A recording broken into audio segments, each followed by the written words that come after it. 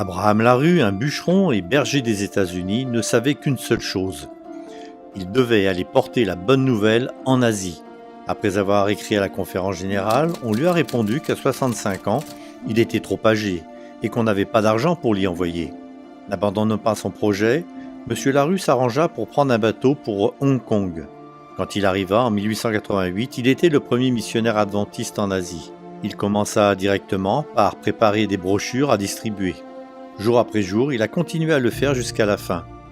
Ce pionnier a pu baptiser plusieurs fois avant de mourir en 1903.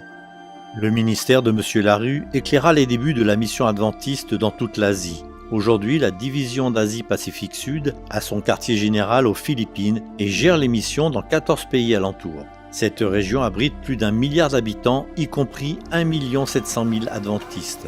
Près de 90% de ses membres vivent en Indonésie et aux Philippines, laissant le reste de ce territoire largement ignoré de notre message.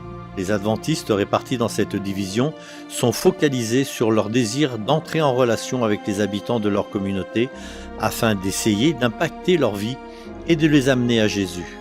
Dans Vientiane, la capitale du Laos, les adventistes développent un centre urbain d'influence afin de transmettre des conseils pour une vie en bonne santé.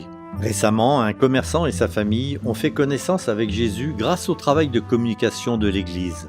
Cette famille a décidé de consacrer sa vie à Dieu par le baptême. Et récemment, ils ont invité des pasteurs adventistes pour effectuer un rituel afin de supprimer leurs idoles, leur charme magique et les objets de leur culte passé, tandis qu'ils se soumettaient eux-mêmes au Dieu unique.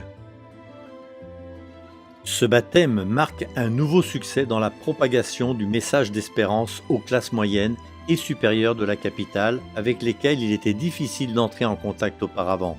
Les adventistes ont fait des plans passionnants pour le futur, tels l'achat d'une librairie mobile, pour pouvoir proposer des livres adventistes de santé, de style de vie saine aux habitants de la communauté. Les jeunes se passionnent aussi pour ces plans.